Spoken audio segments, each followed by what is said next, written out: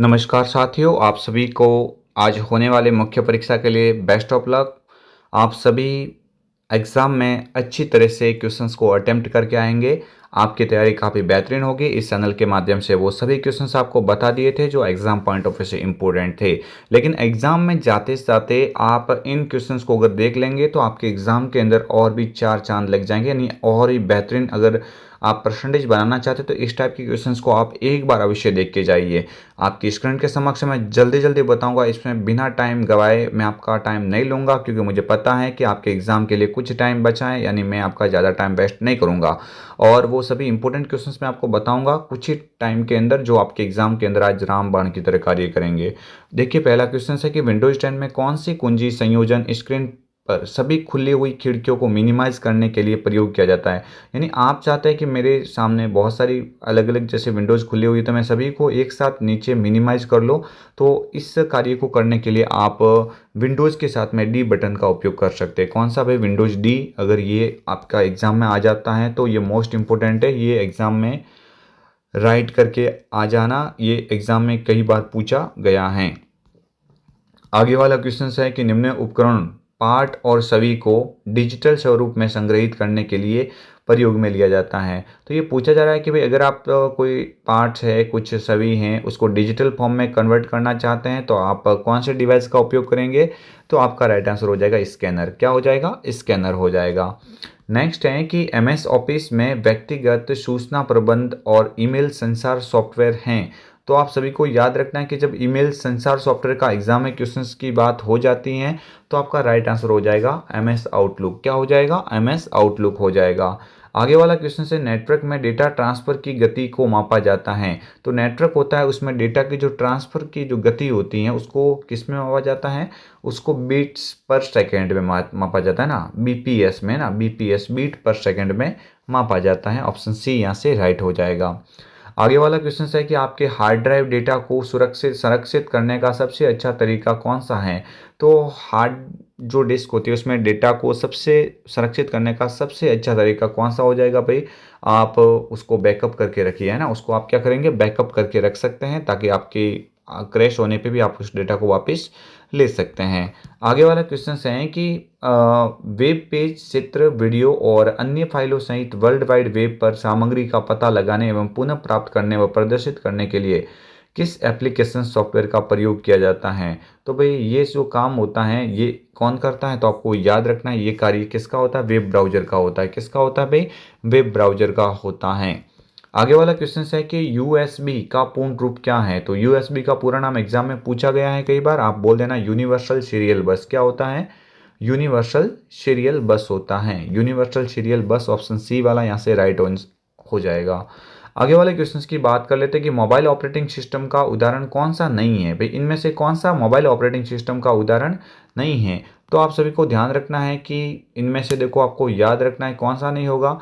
Microsoft Windows XP नहीं होगा, बाकी तीनों होते हैं, है ना। बाकी तीनों होते हैं। माइक्रोसॉफ्ट विंडोज़ एक्सपी है ना, एक्सपी ये कंप्यूटर के अंदर होता है। आगे बढ़ते हैं। नेक्स्ट क्वेश्चन है आपकी स्क्रीन के समक्ष कौन सा विंडोज 10 निर्मित टूल्स हस्तलिखित गणितीय अभिव्यक्ति की पहचान कर वर्ड प्रोसेसिंग या कम्युनिकेशंस प्रोग्राम में डाल सकता है? तो ये क्वेश्चन एग्जाम में आया हुआ कई बार। तो आपका राइट आंसर क्या हो जाएगा भाई? जब गणितीय की बात हो रही है तो मैथ इनपुट पैनल हो जाएगा ना, मैथ इनपुट टूल हो जाएगा ना, मैथ इनपुट टूल हो जाएगा। आगे वाले क्वेश्चंस की बात कर लेते हैं कि एम एस एक्सेल 2010 में स्ट्रिंग के शुरू और अंत के रिक्त स्थान और डुप्लीकेट रिक्त स्थान को हटाने के लिए खाली जगह फंक्शंस का इस्तेमाल होता है। तो जब भी शुरू और अंत के रिक्त स्थान को हटाने की बात हो जाए तो आप ट्रिम कर लेना। कौन सा हो जाएगा भाई? आपका राइट आंसर ट्रिम हो जाएगा। ये शुरुआत और अंत में जो भी रिक्त स्थान है उसको हटा देता है। आगे वाले क्वेश्चंस की बात कर लेते हैं कि जब कोई एक्सेल ईमेल से प्राप्त होती हैं या इंटरनेट से डाउनलोड होती हैं तो ये स्वचालित रूप से एम एस एक्सेल में 2010 में संभावित खतरों से दूर करने के लिए खाली जगह में खुलती हैं। तो आपको याद रखना है, ऐसा क्वेश्चंस बन जाए तो आप बोल देना उसको प्रोटेक्ट व्यू में खोला जाता है ना, प्रोटेक्टेड व्यू में खुलता है, ताकि कोई वायरस वगैरह उसको अटैक ना कर पाए। आगे वाले क्वेश्चंस की बात हो जाती है कि निम्न में से कौन हैकर्स या दुर्भावनापूर्ण सॉफ्टवेयर को नेटवर्क या इंटरनेट के माध्यम से आपके कंप्यूटर तक पहुंचने से रोकता है? कई बार बोला है कि जब भी ऐसा प्रश्न आ जाता है कि आपके कंप्यूटर में नेटवर्क या इंटरनेट से आने वाली हानिकारक फाइल को कौन रोकता है, तो आपका राइट आंसर हो जाएगा फायरवॉल। क्या हो जाएगा? फायरवॉल हो जाएगा। और नेक्स्ट क्वेश्चन है कि डॉक्यूमेंट में सभी परिवर्तनों की निगरानी करने के लिए वर्ड 2010 कौन से फीचर्स का उपयोग करता है? तो आपको याद रखना है, सभी की निगरानी करना है तो आपको निगरानी करने के लिए क्या करना चाहिए? आपको ट्रैक सेंज का उपयोग करना चाहिए ना। किसका उपयोग करना चाहिए भाई? ट्रैक सेंज का उपयोग करना चाहिए। ऑप्शन सी यहाँ से करेक्ट आंसर हो जाएगा। नेक्स्ट है कि खाली जगह अकाउंट एक विशेष अकाउंट हैं जिनका उपयोग विंडोज 10 सिस्टम सेटिंग्स या अन्य लोगों के अकाउंट में कुछ बदलाव करने के लिए उपयोग में ले जाता है। तो देखो आपको याद रखना है, एक विशेष अकाउंट पूछा है तो विशेष अकाउंट का मतलब हो जाएगा कि वो एडमिनिस्ट्रेटर के बारे में बात हो रही है। अगर बेसिक यूजर अकाउंट की बात हो जाती तो वो किसकी हो जाती? स्टैंडर्ड की हो जाती।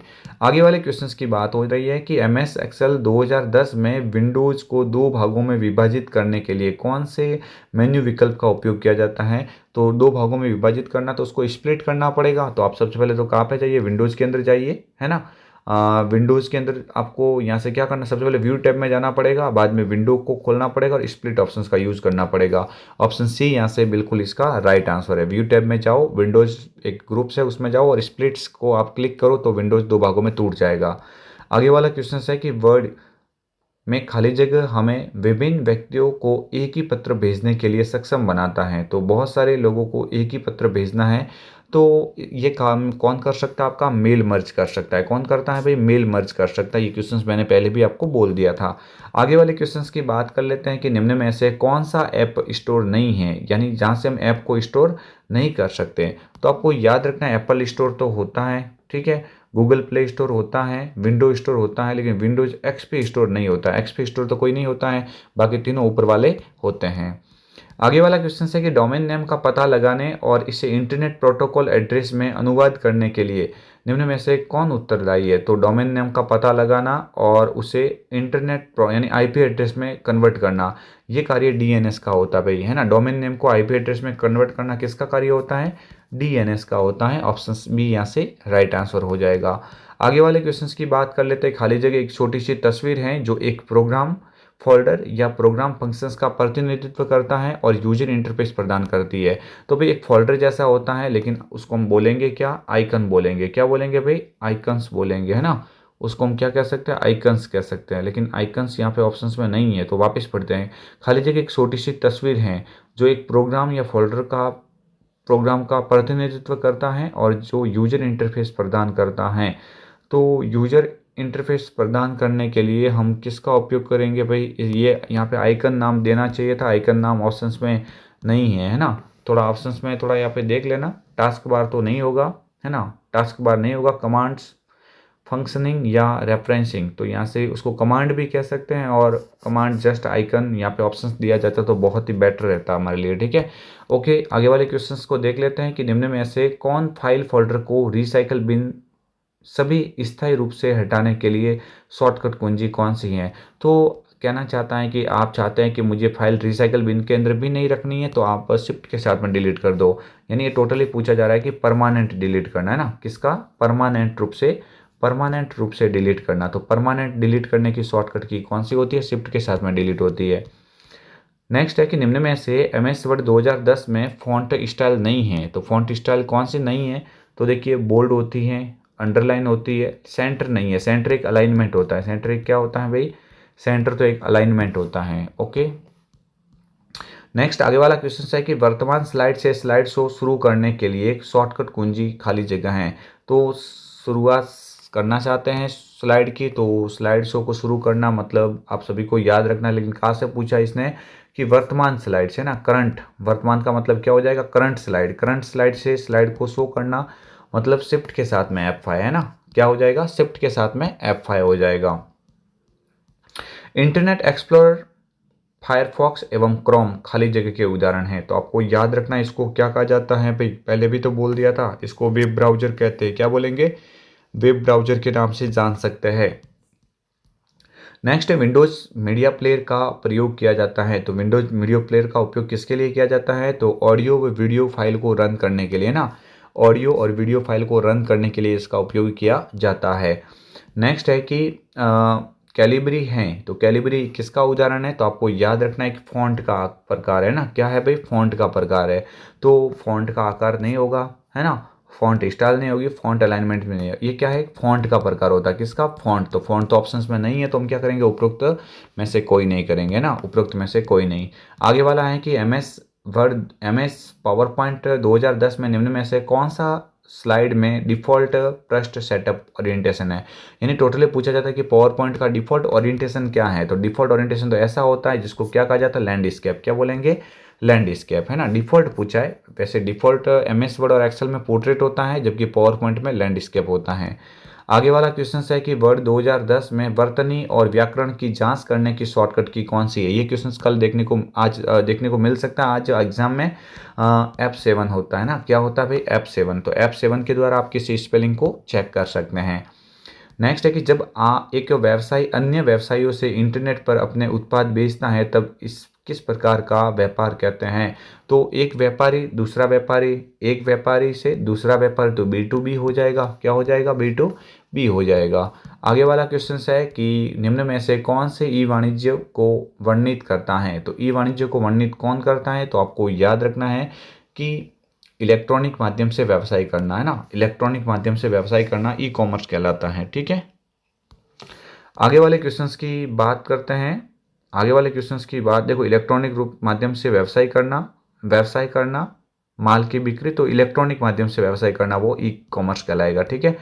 नेक्स्ट है कि एमएस पावर पॉइंट 2010 में मास्टर स्लाइड खाली जगह है। तो मास्टर स्लाइड क्या होती है भाई, ये सभी स्लाइडों को एक साथ देखने के लिए अनुमति प्रदान करता है। तो यहाँ से सी वाला विकल्प है ना, ये इसका क्या हो जाएगा, करेक्ट आंसर। आपको सभी स्लाइड में समान रूप प्रदान करता है, समान रूप प्रदान करेगा ना, समान रूप प्रदान करेगा। सभी स्लाइड को एक साथ देखने का नहीं, एक साथ तो स्लाइड शॉर्टर दिखाएगा। फिलहाल के लिए यहाँ से करेक्ट आंसर ऑप्शन ए हो जाएगा। सभी स्लाइड को समान रूप से प्रदान करता है ना, एक जैसा दिखाता है, ये समान रूप प्रदान करता है। ओके, आगे वाले क्वेश्चंस आपकी स्क्रीन के समक्ष हैं कि निम्न में से कौन सा एमएस वर्ड 2010 में फॉन्ट स्टाइल नहीं है। कौन सा फॉन्ट स्टाइल नहीं है, तो आपको याद रखना है, बोल्ड होता है, इटैलिक होता है, रेगुलर होता है, लेकिन सुपर स्क्रिप्ट नहीं होता है। ये एक इफेक्ट का प्रकार है। किसका प्रकार है, फॉन्ट इफेक्ट का प्रकार है। आगे वाले क्वेश्चंस की बात कर लेते हैं कि पेंट में पिक्चर्स को खाली जगह प्रारूप में सुरक्षित नहीं कर सकते हैं। तो पेंटिंग सॉफ्टवेयर होता है, उसमें किस में नहीं कर सकते, तो एवीआई में नहीं कर सकते ना, एवीआई। बाकी इन तीनों में कर सकते हैं ना, एवीआई में नहीं। और क्या क्या ऑप्शन है भाई देख लेते हैं एक बार, है ना। एवीआई में नहीं करेंगे, हाँ एवीआई के अंदर नहीं, क्योंकि ये वीडियो फाइल होती है ना। और बाकी ये तीनों ऑप्शन सेट किया जा सकता है। आगे वाला क्वेश्चन है कि हैंडहेल्ड कंप्यूटर का एक उदाहरण है। तो हैंडहेल्ड कंप्यूटर का उदाहरण कौन सा है पूछा है, तो आप बोलेंगे पीडीए होता है, क्योंकि ये नहीं होगा, ये भी नहीं होगा, पीडीए होता है ना। ऑप्शन ए वाला यहाँ से राइट आंसर हो जाएगा। और आपकी स्क्रीन के समक्ष है कि जीयूआई का विस्तृत रूप क्या है। ये भी एग्जाम में आज देखने को मिलेगा, मोस्ट इंपोर्टेंट है। जीयूआई का पूरा नाम ग्राफिकल यूजर इंटरफेस होता है ना, ग्राफिकल यूजर इंटरफेस होता है। ऑप्शन नंबर बी वाला विकल्प। आगे का क्वेश्चन है नेक्स्ट है कि माइक्रोसॉफ्ट वर्ड 2010 में चयनित टेक्स्ट का केस बदलने के लिए किस कुंजी का प्रयोग करते हैं। तो आप अगर केस बदलना चाहते हैं ना, आप क्या करना चाहते हैं भाई, केस को बदलना चाहते हैं, तो आप शिफ्ट के साथ में F3 का उपयोग करेंगे। किसका उपयोग करेंगे, शिफ्ट के साथ में F3 का उपयोग कर सकते हैं। आगे वाला क्वेश्चन है कि इनमें से कौन सी कुंजी समूह का प्रयोग वर्ड प्रोसेसर में टेक्स्ट का सब स्क्रिप्ट करने के लिए किया जाता है। तो सब स्क्रिप्ट करना चाहते हैं तो कंट्रोल के साथ बराबर, है ना, कंट्रोल के साथ में बराबर का उपयोग करेंगे। तो ये आपके समक्ष थे महत्वपूर्ण 35 क्वेश्चंस आज होने वाले एग्जाम के लिए। सभी विद्यार्थियों को बेस्ट ऑफ लक, अच्छे से एग्जाम दे के आना। और आप इस चैनल के माध्यम से सबसे पहले आंसर की देखेंगे, इसलिए चैनल को सब्सक्राइब और बेल आइकन को क्लिक अवश्य करना। चलो मिलेंगे आपको आंसर की के साथ में। सभी को एक बार पुनः आज होने वाले एग्जाम के लिए बेस्ट ऑफ लक।